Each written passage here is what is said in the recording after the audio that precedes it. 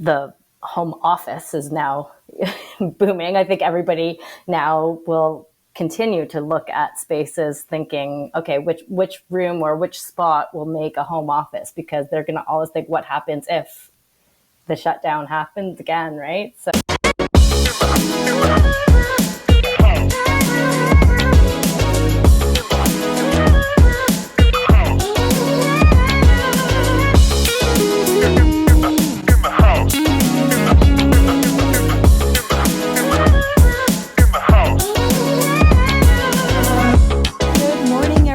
welcome to In the House Podcast. I'm Jenny Woon, your host of In the House Podcast. And unfortunately, we're missing Tony Singh today. She is home with the kids, but she'll be joining us later in the later episodes. But I want to welcome today Jasmine Cracknell-Young from Zonda Urban. How are you, Jasmine? Hi, I'm great. Thanks. Thanks for coming on. Where are you located right now? I'm based in Toronto. Okay, awesome. So you're 3 hours ahead from us. Yes. I wanted to have you on because, well, congratulations, first of all, for joining Zonda Urban. I know you have a long history in market research and in real estate, but I'm going to let you introduce yourself to our listeners. Okay. Hi, I'm Jasmine, and I work for Zonda Urban. Now I'm the VP of Market Advisory for Canada. Prior to that, I was a partner at a boutique real estate firm based in Toronto called NBLC. And prior to that, I actually was on the commercial side, and I was locating video stores for Rogers Video across Atlantic Canada. So it was a good move to go into housing, I think, over video stores. Definitely. Well, I mean, every role is important, but definitely this real estate has made an impact in everybody's life in one way or another. So just tell us a little bit about your career as a market analyst. I know, you've kind of just briefly touched on that, but tell us like what kind of schooling you had to take and what kind of skills you've built up over the years to bring you here now. Sure. So I did my degree at Ryerson University, and it was in applied geography, which the program is actually now called spatial analysis. So it was a very specialized program that was very heavy into GIS, which was sort of new back when I was doing it. And so it was very much focused on location analysis and demographics. There was a lot of statistics involved with that. And so it was just always about where things should be located.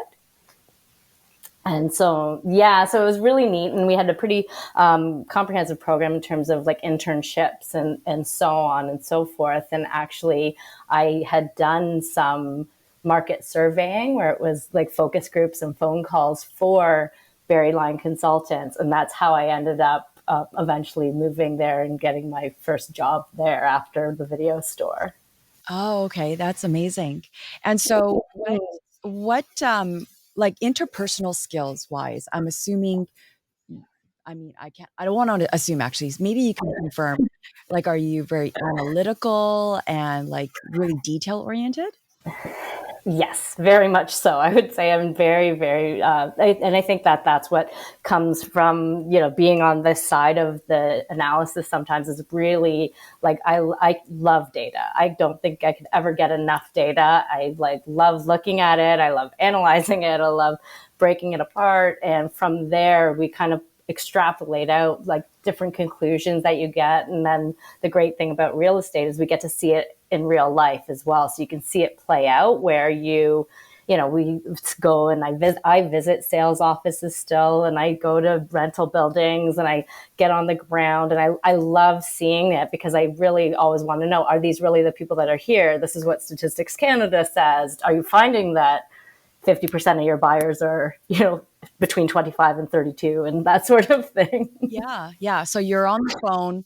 So I'm often on projects as well, and I get the phone calls coming in. So you must be the one calling me, checking up on the sales, and then you're also visiting me at presentation centers, asking very detailed questions so that you can fill out your charts. Is that? Yes, that is correct. Yes.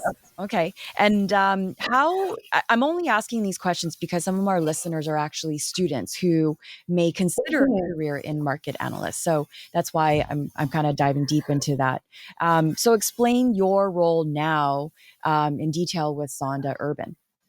Sure. Yeah. So I think really from with the expansion and of Zonda Urban going across Canada, because the urban analytics was based in Vancouver, Calgary, and Edmonton, and now they're moving slowly across to the GTA. So I've come on board to kind of help with the advisory side of things and doing market feasibilities and so on across Canada, using the data and the platforms that they have, as well as helping out with, expanding out this way to Toronto.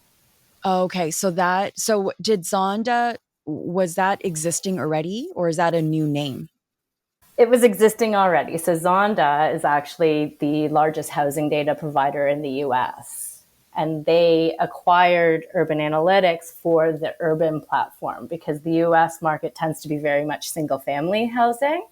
So the urban analytics side of things was, as the name is, it's in very urban markets. So it was able to kind of help them, potentially kind of us going down into the US too and helping with their urban platform. And then them helping us move kind of across Canada on this side. Oh, that makes sense. Okay. And so, how large is your team right now in the GTA? Oh, it's great. It's five. So we went from, zero 3 months ago to five now. And really even our Calgary office doubled, our Vancouver office doubled. So we more than doubled our staff in the last 6 months. Hmm. What got you so excited? I mean, you were a partner in your previous company, and what got you so excited about joining this new amalgamation, this new venture? Yeah, I feel like it's because it's very much, it feels like the beginning. Even though these are both very long established companies, it's also at the very beginning of something really, really exciting and like the ability to kind of grow across this market. I also liked the idea of being able, because we have our own data. And again, going back to how much I like data, like now it's data that we're collecting ourselves and I can kind of vet it myself and I know where it comes from and I know like the accuracy and so on. Whereas previously I would be, relying on other people's data. Oh, okay. So you weren't as centralized. You were outsourcing all that and then putting together the analysis and the reports. Gotcha. So basically, you're saying you are right. You're pounding the pavements and you're not you're visiting the presentation centers and getting face to face like interaction with the real people that are actually doing this. Yes, exactly. And now it's also across Canada, which is really intriguing for me because I love, as much as I've been based in Toronto for my whole career and I've done, work across the country, I get to, really see what the difference is between Calgary and Edmonton and, Langley versus Surrey and like all those kind of smaller pieces, like it, but until you're really going through the information, that's when you really see it. What is your biggest surprise so far with Eastern Canada versus Western Canada? Well, I think it really comes down to geography. So like, in how much geography can impact pricing, and because you can kind of intuitively think about it, but I don't have mountains here, so I don't know what that all of a sudden a mountain view versus a street view could be hundreds of thousands of dollars of difference on pricing. Like all the little small items like that, or even Calgary, for example. They're not landlocked, they don't have mountains, they don't have a lake, so they can kind of just sprawl, and so their housing is just still so very affordable. Mm-hmm. And where are you seeing the trends in terms of why don't we go into market insights because you have such a great grasp in it. So um, where do you see the impact of this landscape across Canada after vaccination rates have kind of gone up and lockdowns have gone down.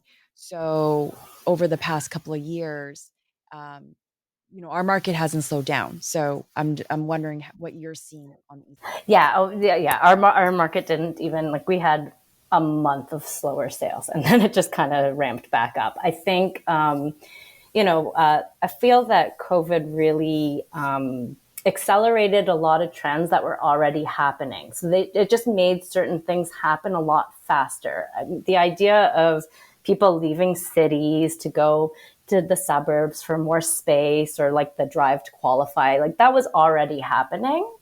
It's just that COVID really made it accelerate. It really spiked it because, people that may have lost their jobs or, all of a sudden decided, you know what, yeah, we were thinking about this, like now's the time to do it because we don't want to be in a city anymore because everything's shut down.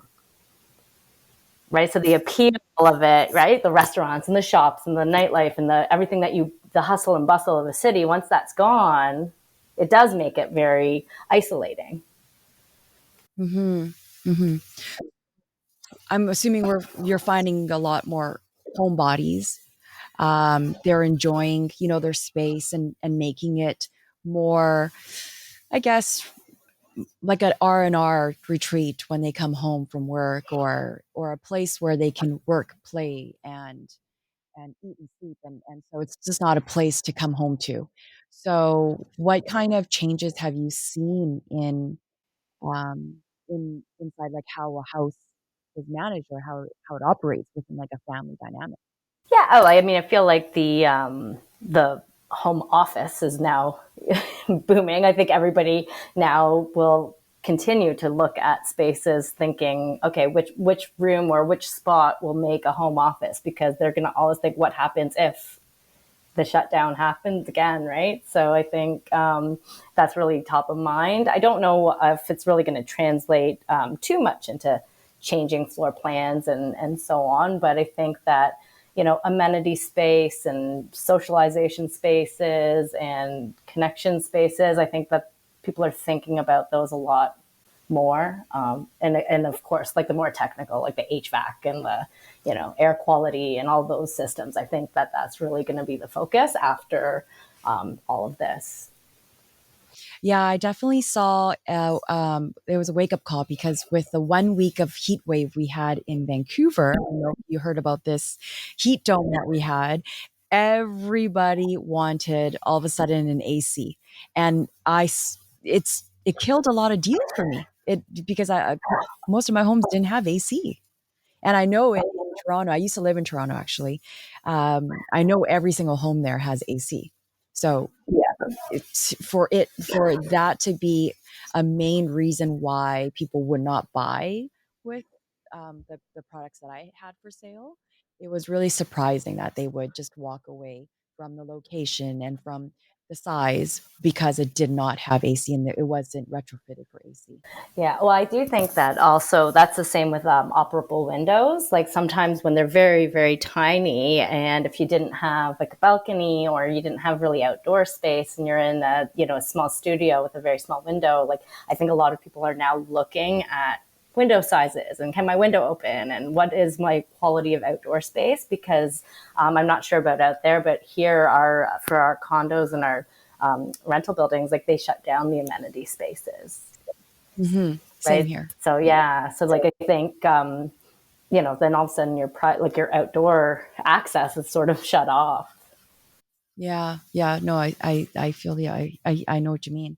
Have you also noticed any like cross border investing? So a lot of the Americans coming up to Canada to invest in our city. Yeah, actually, it's really interesting. I was just at a real estate conference the last 2 days, and Benjamin Tall, the chief economist for CIBC, he was doing some research and said that unlike previous years, the amount of like we have all the new immigrants that are starting to come now, a huge proportion have already been in North America for 5 to 6 years. So unlike, we have new immigrants and we typically think that they rent, they're already established. They don't have cultural barriers or language barriers. Like they're ready and they're coming to Canada and they're coming as home buyers. Oh, that's great. Okay. Yeah, so part of that is, what's kind of keeping this momentum just going. Yeah. So they're educated, and what is there a pattern in their profession or Not really. I mean, they are professionals, most are couples and families, and they're kind of the appeal of Canada is just what has always been appealing to Canada. And so there's still like there are a lot of like from Asia, South Asia, like Southeast Asia, like that. Those sort of countries are the main countries, but that's sort of where all the immigration tends to be coming from anyhow right now. So, but also a rising number from the UK, which was interesting. oh, interesting. Okay. Is there anything happening that's in the UK that they're not? Yeah, no, I'm not really sure. I think it's also, the appeal of Canada is that because you can find, your own people here kind of thing, right? Like it's just like there's usually a family tie or some sort of cultural tie, religious tie that's already established and you don't have to lose your identity when you come to Canada. Absolutely. And are you seeing they're migrating more to one city versus another in Not Canada? particularly yet, but I mean, it still is always the major cities. So like the GTA, Vancouver, they're going to continue. But growing proportions are going to Calgary and Saskatchewan and so on. Like basically wherever they're diversifying their economy. So where Mhm. they're offering the jobs. Oh, totally. Yeah. So uh, obviously, we're always inviting immigrants to settle into our big cities and keep the economy growing. However, on the flip side, our construction industry um, continues to grapple with like the pressure of the cost to build homes, labor and material shortage, and that's where trades is apprenticeships. There's not enough of that of those like graduating. Um, Material shortage, especially in BC right now with our floods that are happening and our forest fires that are happening. So, from your perspective, how do we encourage to continue and invite this growth into Canada, but while dealing with like housing shortage? Yeah, I mean, supply is just a cross country issue right now, right? And it's at least it's very very topical. It's not something that really seems to be on the sidelines anymore. We all know it. I think the approvals process for getting product through the pipeline is very arduous. I think that maybe some focus should be placed there. On the construction cost side, it's tough. It's tough for like a lot of projects to work from a bottom line perspective. And even, when we're doing advisory studies and you have these great plans and these great projects, and sometimes at the end of the day, they just can't make the numbers work. And then you just don't have a project going through. But, the factoring in like the time component is a really large one. Like I said, in the approvals process, if they could shrink that, that would actually help the bottom line, right? So like maybe it would get product through a little bit faster. Mm-hmm. Do you see it shutting down a lot of like the smaller developers that can't handle the waiting process and they don't have the funds to continue kind of grappling and struggling and dealing with permits and dealing with the city? So are they like getting kicked out of the builders market because of that reason? A little bit, and it's also maybe sites that aren't the best sites, like the ones that you really can't get the highest like sales value for, and sometimes it's also periphery. So like sometimes the further out you go, especially from a high rise perspective, like the concrete costs the same like 40 miles from the city as it does in the city. So, your value that you're going to get, like your return, it's not going to be the same out in, Kitchener, for example, here. But the trades are more money out there, that sort of thing. Right. And where do you see the hot spots? You have all the insider stats, and where where would you recommend a family to kind of establish themselves and then grow their equity? And I think that there's still like some tried and true, next to a university, next to a college, if you're going for like an investment condo kind of property. If you're buying for yourself and you want to see it increase in value, for potential resale, it's, transit. As much as people are kind of not fully back on our transit systems yet, I mean, all of the focus is going to be these new communities that are around transit and complete communities and master plan communities that give you that whole live, work, play. And it doesn't necessarily have to be, downtown Toronto or in the major cities. These are like in the suburbs that offer that whole, like the live, work, play aspect to it. I think that we haven't really seen them, certainly not to the extent as they are in the United States. So like when we start seeing these master plan communities, I think people, once they're living in them, they're going to see the value of them. Mm-hmm. So can you give us like a city or a neighborhood that you would totally recommend to someone? I bought an investment unit in London, Ontario, so hopefully that works out. I would say, but yeah, like near university, I think really anywhere in downtown Toronto is a great bet. I feel like a lot of in Vancouver, a lot of like the Brentwood and the Lougheeds, like we see how great those redevelopments have been, right? I think that those areas are in Metro Town. Like I feel like those areas are going to just continue to grow. Mm-hmm. When was the last time you came to Vancouver? August, actually. Oh, perfect. Okay. Just to meet the Vancouver team. Yes, yeah, and get a lay of the land and see, how much development is everywhere. There's construction everywhere. There's cranes everywhere. It's crazy driving through the city. And I know, our streets are a lot tighter than Toronto, obviously. So that's one of the number one complaints, I guess, from people coming from like the East Coast is that they find our streets are really small compared to yours. You probably have read recently that the government is trying to introduce the cooling period in BC. It's already available and valid with our pre-sale program with Redma, but what are your, does number one, does Toronto have a cooling period for resale? Yeah, we do, and new sale. Yeah, okay. So how long has that program been in place with resale? I'm not even sure. Like it's been in place for as long as I've been an analyst. So I don't know when it was first implemented, but it's just always been here. Oh, interesting. Okay. And do you guys find, because there's a lot of hesitation on introducing the cooling period, but I also feel like there's a lot of benefits to it. What can you tell our listeners who are from Vancouver what the benefits are of having this cooling period?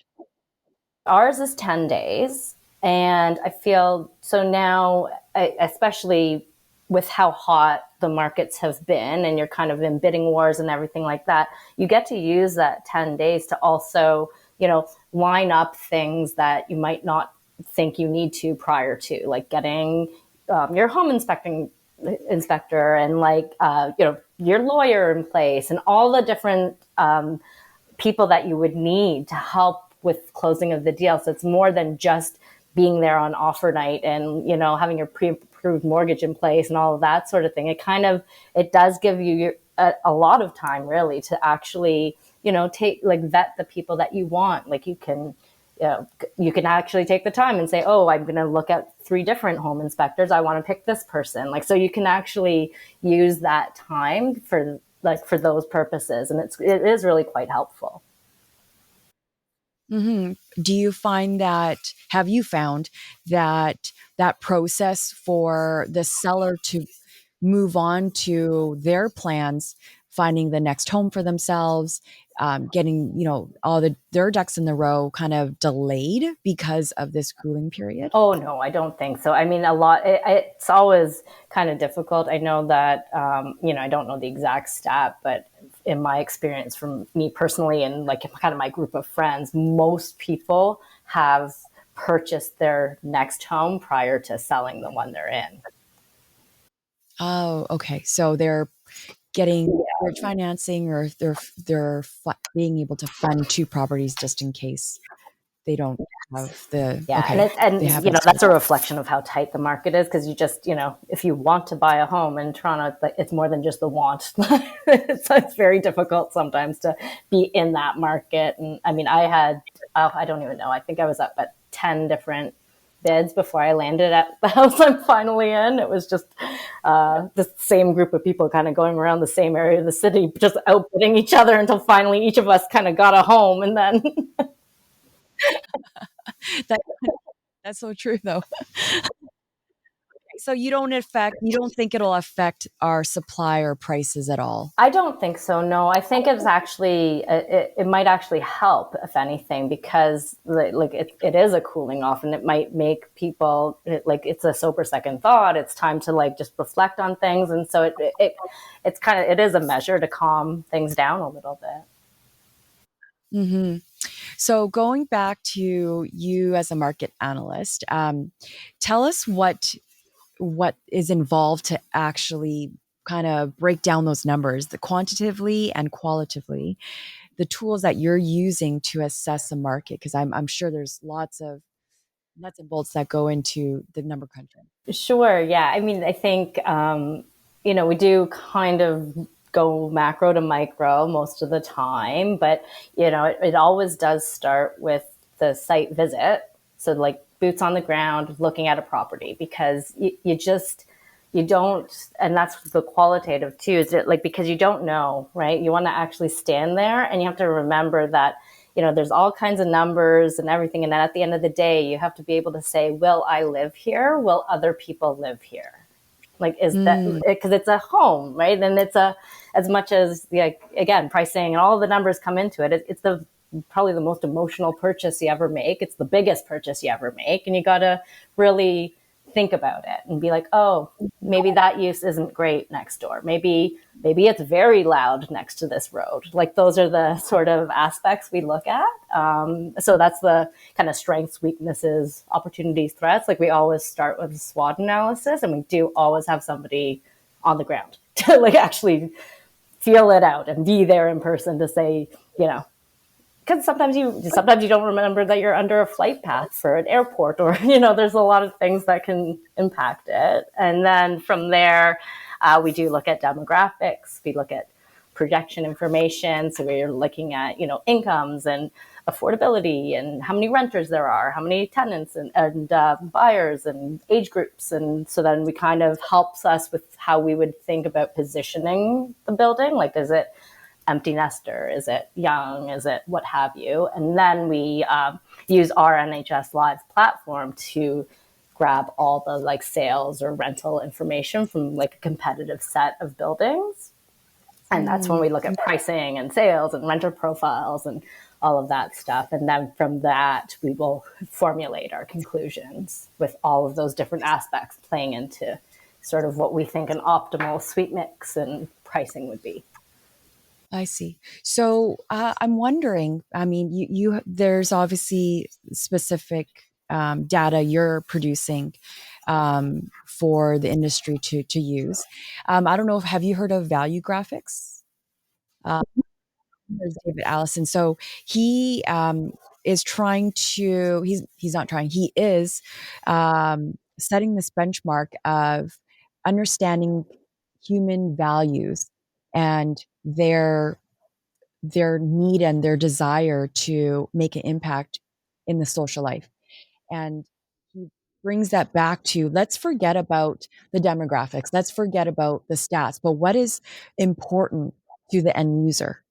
And so he's creating all these reports and analysis based on people's values and their societal reasons of being a human and why they want to live on this planet. And so like collecting that data and then collecting your data, but then also collecting maybe even the behavior of online, how someone searches for homes online, what their thought process is before they go into a home. So, is there a company that collects those three kind of stages, and creates a report for us to, be able to build better homes, kind of really understand like human Yeah, I behavior. know. It's always like I say, like just because you don't always want to say this is happening across the street, so you should replicate it. Like that's not exactly the market analysis, right? You have to really think about things individually, and if preferences change, and ages change, and all the other things. I know that. And that's sometimes the really fun stuff is when we get into like surveys or focus groups or things like that I've been able to administer, because that's when you really hear about people living places and what they want. I know I've done that before for amenity spaces when certain developers have had purchasers, like, and people in the area being part of focus groups to find out what amenities would they really want, which ones would they use, which ones would they absolutely not want. Same with, like just would you buy in a next phase of a building? What are lessons learned from this building? And like that's sort of really fun. But I mean, the quick answer to your question is that there isn't one company that does it. But I think in market analysis, I think all of us appreciate the different aspects of it, and are very interested in having more data. The most data, the better. Yeah, right. And it's being able to understand and interpret into something that's measurable and something that's valuable to the people that actually really need to use this data, build better homes, how to price them, and what I really appreciate is when a developer or project marketing company will invite realtors like myself to the table before the homes are designed, even looking at the homes that have been designed before it goes out to building permit, to the city for approvals, is that we're providing that input because we hear directly from our buyers and sellers what worked and what didn't work in their home. Mm-hmm. Oh yeah, for sure. I think it's so important. I feel like that's like, and that's who I'm usually phoning too, because it's certain floor plans and it's certain people that say like, oh no, like the one in Dens just didn't fly in this area, or you better make sure that there's like a double door on whatever, or that sort of thing, and it really does translate into the floor plans. I really do enjoy doing floor plan analysis actually, because you get to really walk through it and say, oh, you know what, that door doesn't swing the right way, or what have you. Yeah. So you mentioned a couple minutes ago the NHS Live, and it's a property data portal. So can you? There's, it's not the most expensive product out there that you can subscribe to, but it's also not cheap either for like a regular realtor. So for those that have not signed on to NHS Live, what is it all about, and who does it really cater to? That the content that you produce on there. Yeah, I feel like I mean, most of our subscribers are developers. Some of the REITs and so on, and banks, and it's really for them to kind of keep a finger on the pulse of the market, kind of get a sense of what's coming up, and like where other properties are that are in and around them, so competition, that sort of thing. So it's multifamily, so townhomes and condominium apartments, and rental is the focus, and we also do land and commercial. So we just added Edmonton land last month, so it's really quite exciting. And so that's sort of kind of branching out and getting into broadening our base for who's subscribing. And in Toronto, we're doing the rental is up now, and we're slowly, well, not slowly, actually, rapidly getting into we're going to be doing the condominiums. So. Oh, nice. Okay. That's exciting. You have a lot ahead of you for next year. Yes, it's a lot of things will be launching next year.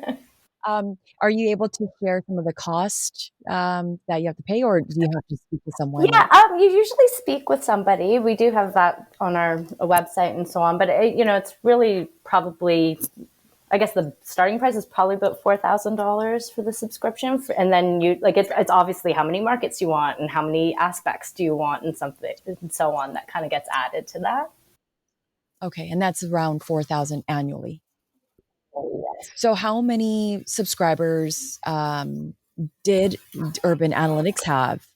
And now all of a sudden, with Zonda, like how large has that subscription grown to? You know what? I actually don't know that, but I know that we've been adding continuously, especially in the Toronto market. Like now that they know that we're here, we've just been. It's almost daily that we just keep on getting new subscribers. So it's really, really exciting. It's awesome. I do have to, yeah, it's been a while since I've been in touch with John and Michael. So I definitely have to give them congratulations. But I just want to say thank you so much for coming on and sharing, kind of giving your insight on the market and how you're evolving into this role. I just have 5 more rapid fire questions if you have time. Oh, yes, of course. Awesome. Of course. So, what's one movie you can watch over and over again? I might give 2 because I have 2 different kind of personalities where one is the Princess Bride and then the other is Goodfellas. So it's really opposite ends of the spectrum. But Goodfellas is really good. I haven't seen yet Princess Bride. So this actually, how would you describe yourself in 3 words? Oh boy, that's a hard. I think it's driven. I think possibly bubbly. Yeah, driven, bubbly, and outgoing. Nice. I can see that. If you were gifted $50,000 and you had to invest that money on real estate, what and where would you invest? Oh boy. I feel like we'll keep it to North America because that makes it a little bit easier. But I think, or keep it to Canada. I think it would be Vancouver. Okay. You'll get a parking stall for that. Yeah, I know.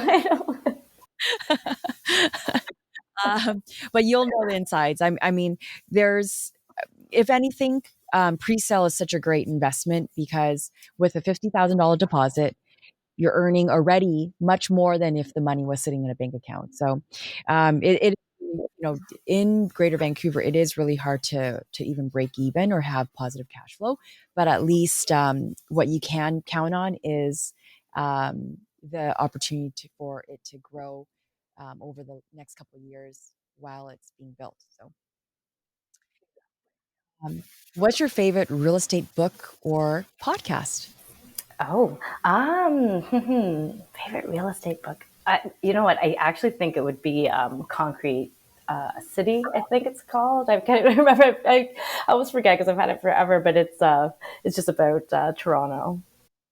Okay, is it a very old book or? Yes, it is. It's very old.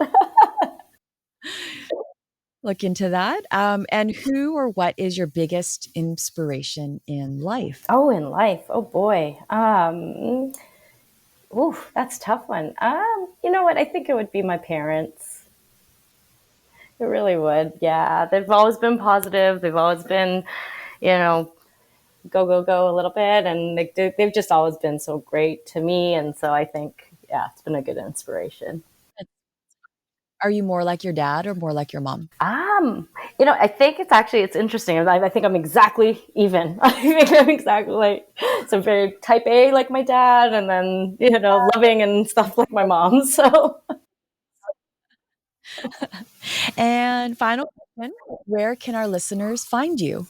Oh, yeah. So you can go onto our website, which is Zonda Home. And my email address is jasmine@urbananalytics.ca. Thank you so much for your time. I really appreciate you kind of giving us some insight on what a market researcher and market analyst does, because I know that it's often, sometimes people don't realize how important the data is, and we do a lot of CMAs and we rely on appraisals and appraisers. And so being able to review the reports and the documents that you guys produce and put out there to the public really does help us create more homes and better homes. Oh, yeah. Thank you so much. It was really, really great to be on here with you. Thank you. We'll talk to you soon.